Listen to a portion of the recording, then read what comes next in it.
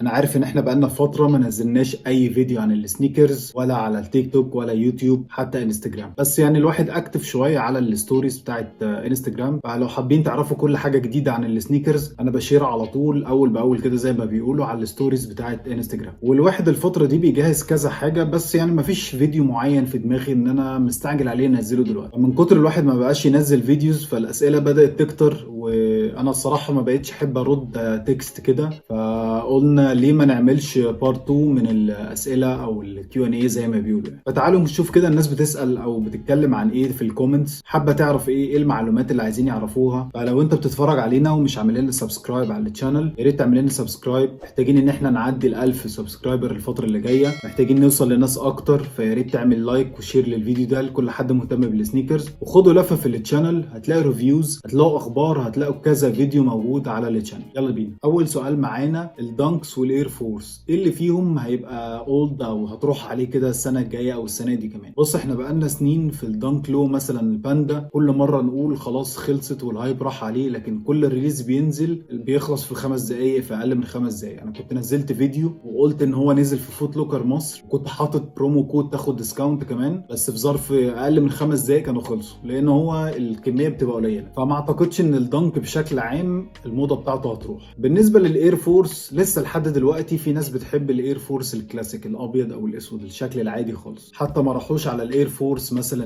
السوبريم او الاير فورس بتاع دريك مثلا. لا لسه ناس بتحب الاير فورس الكلاسيك، وبتعتبر ان هو يعني حتى لو اتقطع او باظ اشتري واحد جديد وعادي. اصل الاير فورس ميزته كلها ان هو بيمشي على اي حاجه، فما اعتقدش ان في حاجه منهم هتقدم سواء السنه دي او السنه الجايه. السؤال اللي بعد كده هو تقريبا حد بره مصر او هو يعرف حد بره مصر وعايز يجيب سنيكرز. انا اللي انا فهمته من السؤال ان هو عايز يعرف بس يجيب السنيكرز منين. بس خلينا نقول حاجه كده جنرال، ستوك اكس وجود تقدر تشتري منهم من اي حته في العالم. حد بقى هيقول لي في جمرك، في توصيل، شحن، الكلام ده كله طبعا في شحن. الجمرك بيختلف من كل بلد. طيب لو انت في اوروبا مثلا، في امريكا، في الحتت دي عندك 50,000 ستور، لوكال ستورز تقدر تشتري منهم. عندك برضه ستوك اكس وجود بيكون عليهم ديلز حلوه. السؤال اللي بعد كده ايه رايك في الاير ماكس الداون؟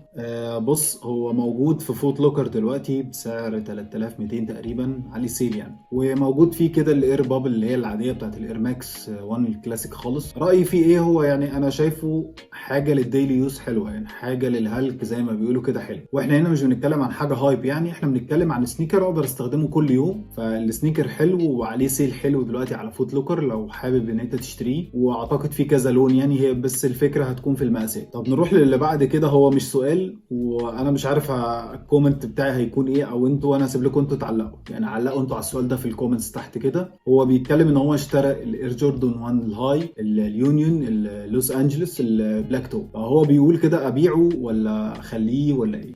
انا هسيب لكم انتوا التعليق، انا مش هعلق على السؤال ده. نخش على السؤال اللي بعد كده، وهو بيتكلم عن المقاسات الكبيره. يعني نشتري مقاسات كبيره منين؟ مشكله المقاسات الكبيره في مصر من زمان ان اكبر مقاس بيجي لنا تقريبا 48 على ما افتكر يعني، وده 48 بيكون نادر برضه. انا عارف ان في ناس رجليها واصله لل 50 واكتر، الناس دي فعلا بتعاني، بتضطر ان هي تشتري حاجات ممكن هي مش حباها قوي بس لمجرد ان هي دي المقاسات المتاحه ليهم. السؤال اللي بعد كده يعني انا مش عارف اقول لك الصراحه، بتسال عن الفيدد ازير النت رانر. مش عايز اصدمك اقول لك ان هو كان موجود على الويب سايت بتاع اديداس مصر لمده تقريبا 5 ايام ومحدش معبره، فان انت عايز تشتريه او انت تجيبه منين هو كان موجود يعني، للاسف كان موجود على ما افتكر ان كان سعره تقريبا في رينج 6200 6250 حاجه كده يعني. بس عشان تجيبه دلوقتي حاجه من الحاجات المستحيله، لان انت حتى لو وصلت لستور اونلاين بيبيع ريسيل او اكونت يعني على انستجرام بيبيع ريسيل، صعب ان انت تلاقي حد بيبيعه لان هو حاجه مش مطلوبه. فاعتقد ان انت محتاج تشوف حد بره مصر ممكن يجيبه لك، سهل ان انت توصل له ساعتها. ونروح بعد كده للبيست اير ماكس سيلود. بص يعني انا في وجهة نظري او انا عن نفسي بحب الاير ماكس 1 الكلاسيك خالص.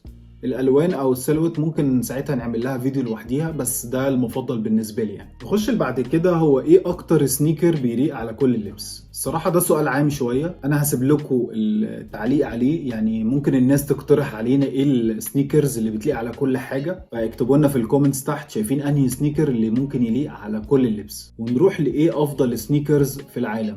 انت فتحت الموضوع زياده عن اللزوم، لكن انا هشير معاكم وانتوا تشيروا معايا برضو. شايفين ايه افضل سنيكرز مثلا خلينا نعمل توب 5 كده افضل سنيكرز من وجهة نظركم. اكتبوا في الكومنتس تحت شايفين ايه التوب 5 للسنيكرز من ساعة ما انت فهمت او وعيت يعني ايه سنيكرز. يعني سؤال تاني عن تنظيف السنيكرز، انضف البليزر ميد ازاي؟ النصيحة بتاعتي ان انت تشتري اي شو كلينر او سنيكر كلينر من عند اي حد بتاع جزم. انا ما بقولكش روح هات اغلى حاجة من عند اي حد بتاع الجزم، مسحوق او عنده بيبقى عنده زي سائل كده مخصوص لتنظيف السنيكر، وبتجيب من عنده فرشة. عايز تجيب فرشة سنان، بس فرشة سنان بتبقى صغيرة قوي يعني. ممكن تجيب فرشة جزم صغيرة يعني الحجم ده مثلا هتكون كويسة، تقدر تنظف بيها السنيكر بتاعك بشكل كبير. يعني الكلينر دوت هينظف كل الخامات تقريبا يعني، الا خامات معينة ممكن نبقى نتكلم عليها بعدين. طب ازاي انظف السنيكر الشموع؟ عندك حل من اتنين، تجيب الكريب بروتكت العادي خالص اللي احنا اتكلمنا عنه قبل كده. الحل التاني بقى هتجيب كده حاجتين، هتجيب فرشة وهتجيب سبراي مخصوص للشموع. ده السبراي اللي انا بتكلم عنه.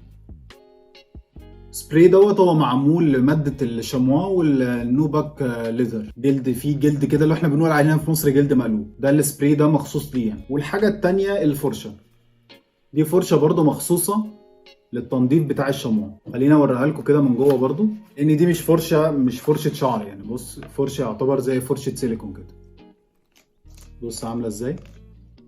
فدي الطريقة التانية مثلا ان انت تنظف بيها الشموع، بترش بالسبراي على الجزء اللي انت عايز تنضفه، وبالفرشه دي بتفضل ايه تلمع يعني. هي بتبقى لونها ابيض عن كده شويه، بس طبعا مع الاستخدام بتغمق. ودي هتلاقيها موجوده فين؟ هتلاقيها موجوده في تمبرلاند، اي فرع من تمبرلاند هتلاقي الكيت دي موجوده فيه. على ما افتكر ان هي فرنج 600 تقريبا يعني، ممكن 600 ل 900، انا مش متاكد من السعر قوي. طيب عايز حل اوفر شويه، اي حد بتاع جزم، الراجل اللي تحت البيت عندك بتاع الجزم، قول له عايز حاجه لتنظيف الشموع، وحاول تجيب فرشه زي كده سيليكون يعني. بلاش الفرشه الشعر، اللي فرشه الشعر هتجرح شويه الجزمه او السنيكر. طيب هو عايزنا نتكلم عن الاوف وايت سنيكرز. الاوف وايت سنيكرز هي مقسومه حاجتين، الاوف وايت العاديه، ودول يعني مش، انا بالنسبه لي الديزاينر سنيكر ما يعني مش بتستهواني قوي يعني، فما ببقاش مهتم بيها عامه. وهنروح للناحيه الثانيه اللي هي الكولابريشنز اللي حصلت مع اوف وايت. طبعا بالنسبه لي هو اقوى واحد الجوردن 1 الهاي شيكاغو، هو ده اقوى واحد تقريبا مع اوف وايت. ممكن يجي بعديه الاير فورس اليو ان سي. ممكن رقم 3 مثلا خلينا نقول الجوردن 5 الميتاليك مثلا. يعني دول بالنسبه لي اقوى 3 كولابريشن مثلا مع اوف وايت. طيب رايي ايه في اللاكي جرين؟ اللاكي جرين يعني حلو، هو لسه على فكره في ستورز كتيره لسه قاعد زي ما بيقولوا كده اون شيلف عادي، قاعد على الارفف يعني، ما حدش بيشتريه. وده نفس اللي حصل مع الترو بلو، نفس اللي حصل او اللي هيحصل مع الاير جوردن 1. اي جوردن 1 هاي هينزل الفتره الجايه، لان اللوست اند فاوند اكل السوق كله يعني. وحتى ناس كتير قارنته مع الباين جرين، بس انا بالنسبه لي ده اقوى من الباين جرين شويه. انا ما عجبنيش قوي الماتيريال بتاعت الباين جرين دي، بتضايقني بتعصبني لما بشوفه، فانا بالنسبه لي ده اقوى شويه منه. طيب نتكلم شويه عن الاير فورس الاوف وايت. يعني اقوى لون بالنسبه لي اليو ان سي، ممكن يجي بعديه بروكلين. انا كان عاجبني البروكلين قوي، وكنت يعني داخل رافل كده كذا رافل في كذا ستور، بس للاسف طبعا حظ سيء ما كسبتش يعني. بس خلينا نقول ايه افضل اوف وايت واير فورس، وهنزود معاه بقى ايه ال في. ده اقوى واحد الاير فورس الاوف وايت ال في، اقوى واحد تقريبا هم فكروا فيه او عملوه يعني، لان انا كنت عامله في ترشيحات او افضل سنيكرز في 2022 من نايكي، كان هو ده رقم واحد بالنسبه لي يعني. طيب نتكلم عن نصايح للحفاظ على السنيكرز وتنظيف، ماشي، بس احنا اتكلمنا او في كذا فيديو عن التنظيف. خلينا نتكلم ازاي نحافظ على السنيكر. رقم واحد، هتشتري الكريب بروتكت او اي حاجه شبيهه ليه عشان تحافظ على الكريز او تقلل الكريز شويه اللي بيكون على وش الرجل كده من السنيكر. رقم اتنين، ما تحاولش تبهدل السنيكر معاك، يعني ما تبقاش لابس مثلا اير فورس، خلينا ندي مثال لاير فورس مثلا، واصحابك هيلعبوا كوره تروح تلعب بيه كوره، وترجع تقول السنيكر اتقطع او حصل فيه قطع من الجنب او اي حاجه، ان هو مش معمول لحاجه زي كده. فيعني حاول تحافظ على السنيكر على قد ما تقدر. طبعا بقى مش هقعد اقول لك لازم تركب عربيه مش عارف عامله ازاي وتنزل في شوارع عامله ازاي، لان انا عارف الشوارع عندنا هنا في مصر عامله ازاي. اعمل يوم في الاسبوع نظف فيه السنيكرز بتاعتك بمواد مخصوصه للتنظيف، مش لازم تشتري كريب، اشتري اي مواد مخصوصه للتنظيف. ويا ريت يا ريت يا ريت نبعد عن الغساله وحاجات غريبه اللي انا بشوفها. الناس بتجيب بريل وتنظف بفرشه مواعين، وتلاقي حد تاني فرشه سنان ومعجون سنان. يعني ماشي دي ممكن اتقبلها بس في النعل مثلا،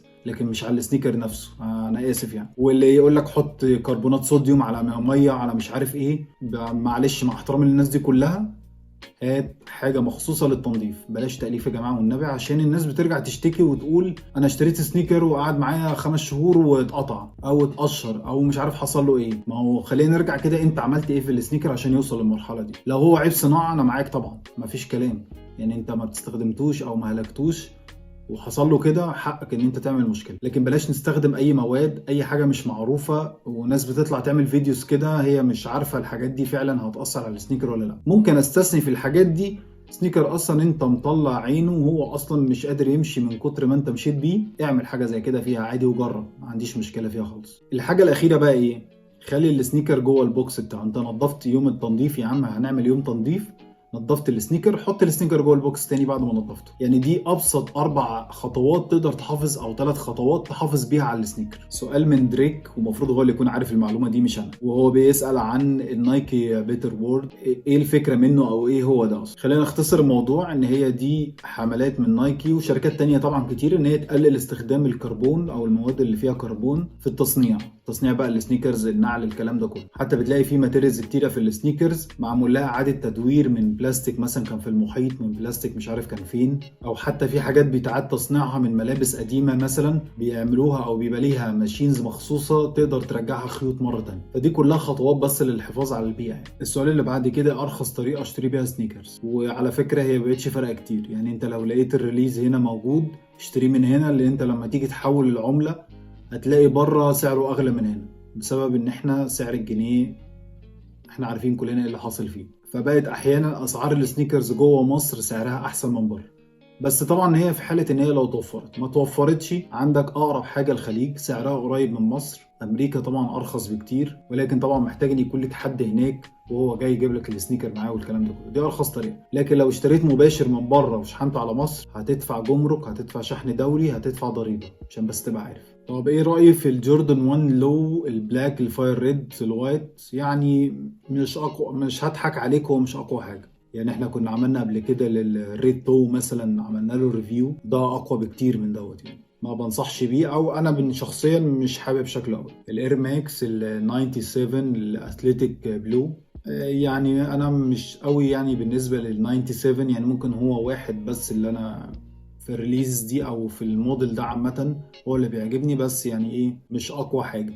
يعني مثلا كان في السيلفر بولت مثلا، ده قوي جدا. مثلا نقول راينا في النيو بالانس ال 327. بص هو ده بتاع هالك، فهيستحمل معاك مشاوير كتير، مريح، تقدر تلبسه فترة طويلة يعني. وهو موجود على فوت لوكر، ألوان كتير جدا جدا، تقريبا يعني أقل سعر ليه 2800 أو 2900 لحد وأنت طالع شوية يعني. فلا هو سنيكر حلو. طيب حاجة كده احنا ما بنتكلمش عنها كتير، ماركة كابا، واحدة من الماركات اللي تقريبا ماتت في مصر، واحدة من الماركات اللي كانت من الليدرز زمان زمان بقى. أنا بتكلم في التسعينات يعني، أنا كبير شوية، فأنا الفترة دي كنت موجود أو كنت واعي شوية. كانت مع ديادورا، لوتو، وكانت بوما. الثلاثة دول كانوا موجودين بقوة عن نايكي واديداس في مصر ساعتها. لكن للأسف الزمن طبعا طالما ما فيش تطور للاسف بتختفي، في جيل جديد كامل ما يعرفش ايه البراند دي. طيب رايي ايه في البلاك فانتوم؟ بص البلاك فانتوم هو انا حاسس ان في حاجه ناقصاه. يعني انا مثلا بحب شكله لما يتحط عليه مثلا الرباط الاحمر، ولكن برضه حاسس ان في حاجه ناقصه، مش انا مش قادر المسها او مش قادر احس ايه اللي ناقص. بس مش عارف يعني، كان هل ممكن الستitches مثلا البيضه دي لو اتغيرت بقت اسود عادي كان هيبقى شكله احلى؟ مش عارف.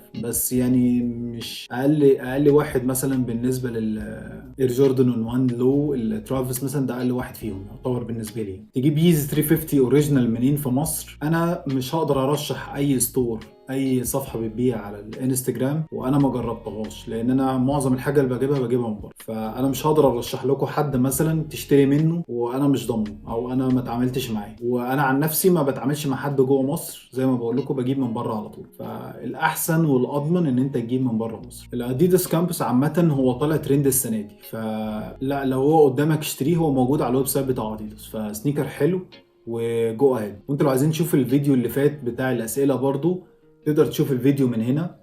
ما تنسوش تعملوا سبسكرايب ولايك شير للفيديو ده لكل حد مهتم بالسنيكرز.